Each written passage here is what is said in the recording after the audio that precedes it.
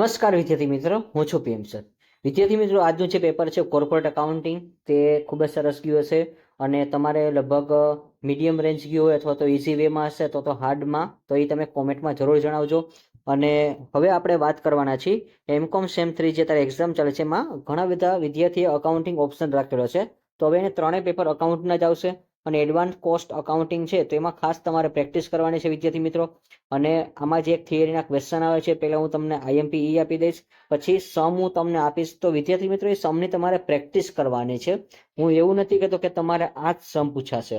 આ સમ તમને ખાલી કેલ્ક્યુલેશન માટે હું તમને આપું છું. ખાસ તમે એની પ્રેક્ટિસ કરો. હા, ક્યારેક એવું બને છે કે ભાઈ એની અડધી અમાઉન્ટ આવે અથવા આખી અમાઉન્ટમાં તમારો દાખલો પૂછાઈ જાય છે, પણ તમારે સમની એકવાર પ્રેક્ટિસ કરવી પડશે. અને આ સમને પ્રેક્ટિસ કરશો તો આમાં સંપૂર્ણ તમારે જે ચેપ્ટર હોય એ મુજબનો આપણે દાખલો લીધો હોય છે, જેથી કરીને તમને નોલેજ વધે અને સાથે સાથે તમને ખબર પડે કે કયા કયા આપણે ખાતા છે એના પ્રિપેર કરવાના છે. તો પહેલાં આપણે થિયરીના ક્વેશ્ચન જોઈ. પહેલો ક્વેશ્ચન છે disadvantage of the cost auditing. Cost audit છે તો ખાસ યાદ રાખજો કે પડતર ઓડિટના ગેરફાયદા જણાવો. પછી advantage of the financial audit એટલે કે નાણાકીય ઓડિટના ફાયદા સમજાવો. તો ક્વેશ્ચન નંબર 2 છે એ મોસ્ટ ઇમ્પોર્ટન્ટ રહેશે. ત્યાર પછી question number 3 techniques of the cost reduction, પડતર ઘટાડાની પદ્ધતિ અને પ્રયુક્તિ સમજાવો. પછી question number 4 objective of the cost control, પડતર અંકુશનો હેતુઓ. અને question number 5 prerequisite of the cost reduction, પડતર ઘટાડાની પૂર્વ આવશ્યકતાઓ. પછી question number 6 method of the cost control, પડતર અંકુશની પદ્ધતિ. ટોટલ અહીંયા 6 પ્રશ્નો છે, એમાંથી બીજો, ચોથો અને છઠ્ઠો છે એ ક્વેશ્ચન મોસ્ટ ઇમ્પોર્ટન્ટ રહેશે. ખાસ યાદ રાખજો 2, 4 ને 6. ત્યાર પછી આપણે આગળ વાત કરીએ છીએ વિદ્યાર્થી મિત્રો. અને આ વિદ્યાર્થી મિત્રો, ડિસ્ક્રિપ્શન બોક્સમાં આપણી જે ચેનલ છે એમાં એક વિડીયો હશે, તો એ પણ વિડીયો તમારે જોઈ લેવાનો છે. પણ એ આના જેવો સમ છે, પૂછાઈ શકે એવા છે, કારણ કે ખૂબ ઇમ્પોર્ટન્ટ છે સમ, એટલા માટે. અને સાથે સાથે એમાં એક આપણે ટેલિગ્રામની જે લિંક હશે એ પણ તમારે એમાં જોડાઈ જવાનું છે. એટલે તમને એમાં અમુક પ્રકારના જે દાખલા છે એ તમને એમાં અમે ફોરવર્ડ કરી શકીએ છીએ. આઈએમપી પેપર હોય છે એ, અને એની પીડીએફ છે તમને લગભગ 10 સાડા 10 મળી જ જશે. અને 10 સાડા 10 મળશે છતાં પણ તમારી પાસે 4 થી 5 કલાક હોય, તમે આરામથી પ્રેક્ટિસ કરી શકો છો, કારણ કે આ બધા દાખલા એવા છે બહુ ખૂબ જ સહેલા હોય છે એટલા માટે.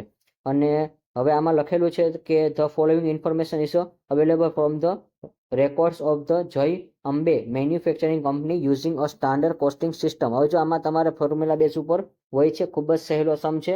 અને આમાં તમારે યુનિટ ફાઇન્ડ આઉટ કરવાના છે, ફિક્સ ઓવરહેડ છે, વેરિયેબલ છે, પછી વર્કિંગ ડે છે અને વર્કિંગ હોવર છે. તો એના ઉપરના તમને જો વિદ્યાર્થી મિત્ર ફોર્મ્યુલા આવડતા હશે ને તો આ સમ તમને 20માંથી 20 માર્ક આપી દેશે આવતીકાલના પેપરમાં. તો ખાસ આની તમને પીડીએફ છે એ પણ મળી જશે.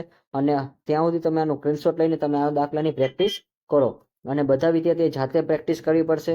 તમે જેટલું મેક્સિમમ પ્રેક્ટિસ કરશો એટલો તમને ફાયદો થશે. ત્યાર પછી આમાં ગુજરાતી માધ્યમના વિદ્યાર્થી છે તો એના માટે પણ આ સમ છે, તો એનો પણ તમે સ્ક્રીનશોટ લઈ લેજો. અને અથવા તો તમને આવતીકાલે એની પીડીએફ છે 10 વાગે મળશે. અને વિદ્યાર્થી મિત્રો, ત્યાર પછી આપણે આગળ વાત કરી તો જે ક્વેશ્ચન છે એની, તો કે ક્વેશ્ચન નંબર 2 છે Khodiyar manufacturing company operates budgetary control and standard costing system following information is available for the month of the March. તો અહીંયા જો બજેટ આપેલું છે ને એકચ્યુઅલ આપેલું છે, તો એમાં ક્વોન્ટિટી અને સેલિંગ પ્રાઇસ, અને ક્વોન્ટિટી અને સેલિંગ પ્રાઇસ આપેલું છે, યુનિટ પ્રોડક્ટ ઉપર છે. આમાં પણ તમારે ફોર્મ્યુલા આવશે વિદ્યાર્થી મિત્રો. તો ખાસ તમારે ફોર્મ્યુલા બેઝ ઉપર હોય તો ફોર્મ્યુલા તમને આવડવી જ જોઈએ. અને બધું તમને આ બધું તમારે પ્રેક્ટિસ કરવી પડશે. મેં તમને આપેલા છે એ સમની ખાલી પ્રેક્ટિસ કરશો ને, જે 3 સમ આપેલા છે તો એની પ્રેક્ટિસ કરશો છતાં પણ તમારા આખા રિવિઝન થઈ જ જશે. હવે Khodiyar manufacturing company budgetary control અને પ્રમાણ પડતર પદ્ધતિ ઉપયોગ કરો, જેને માર્ચ 2022ની નીચેની માહિતી મુજબ છે. તો અંદાજિત પત્રીઓ અને ખરેખર આપેલું છે.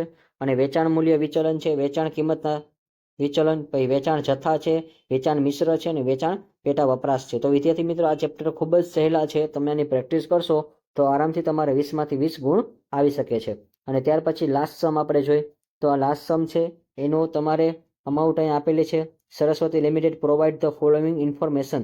અને આ સમમાં તમારે શું કરવાનું છે તો કે લાસ્ટમાં કીધું છે calculate total time and cost of for this order. એટલે આમાં ટોટલ ટાઈમ તમારે ફાઇન્ડ આઉટ કરવાની છે. ટોટલ ટાઈમ તમને ખબર જ હોય છે, કઈ રીતે મળે છે એ તમારે વિચારવાનું છે. અને લાસ્ટમાં લખ્યું છે calculate total time and cost if the order receive from the same customer for the next 24 unit. અને સેમ એવી રીતે ગુજરાતી માધ્યમના વિદ્યાર્થીને ઉપયોગી થાય એવી રીતે એ પણ સમ અહીંયા આપેલો છે. તો વિદ્યાર્થી મિત્રો હું આશા રાખું છું કે આ સમ છે તમે પ્રેક્ટિસ કરશો મેક્સિમમ. અને આ વિદ્યાર્થી મિત્રો આ દાખલાની તમારે પ્રેક્ટિસ કરવાની છે. તમે જેટલી પ્રેક્ટિસ કરશો એટલું તમને આવડશે. અને હા વિદ્યાર્થી મિત્રો, આપણે જે આમાં ડિસ્ક્રિપ્શન બોક્સમાં એક વિડીયો મૂકેલો છે એની પણ તમને લિંક મળી જશે. એ પણ વિડીયોના દાખલા તમે કરજો, એટલે જેથી કરીને આ બંને દાખલા તમે કમ્પેરિઝન કરશો તો તમને આરામથી બધું છે યુનિવર્સિટીના પેપર છે એમાંથી તમને મેક્સિમમ ઘણો બધો પ્રોફિટ થશે. અને તમે જે અકાઉન્ટ રાખ્યું તમે ઇઝી વેમાં પાસે થઈ જશો. અને હા વિદ્યાર્થી મિત્રો, અને જો જે વિદ્યાર્થી મિત્રો આપણી ચેનલ ઉપર ફર્સ્ટ ટાઈમ આવે છે એ આપણી ચેનલને સબસ્ક્રાઇબ કરી દેજો, એટલે જેથી કરીને કોલેજના વિડીયો પણ તમને આઈએમપી મળશે અને સાથે સાથે 12 કોમર્સના આઈએમપી વિડીયો પણ તમારા ભાઈ બહેનને મળી શકશે. અને ટેલિગ્રામ ચેનલમાં જોઈન્ટ થઈ જજો વિદ્યાર્થી મિત્રો. આવતીકાલના પેપર માટે બેસ્ટ ઓફ લક છે. આવજો વિદ્યાર્થી મિત્રો, બાય બાય.